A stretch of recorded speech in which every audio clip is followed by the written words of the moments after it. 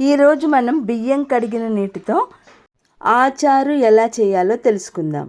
బియ్యం తీసుకుని మొదటిసారిగా కడిగిన నీళ్లను వంపేసి తర్వాత కడిగిన నీళ్లను ఒక గిన్నెలో పోయాలి.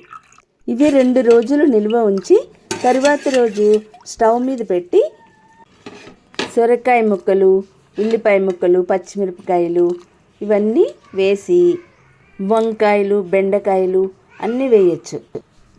కొద్దిగా పసుపు, కారం, ఉప్పు తగినంత ఇవన్నీ వేసి కలిపిన తర్వాత శుభ్రంగా కడిగిన కొత్తిమీరను కూడా అందులో వేయాలి.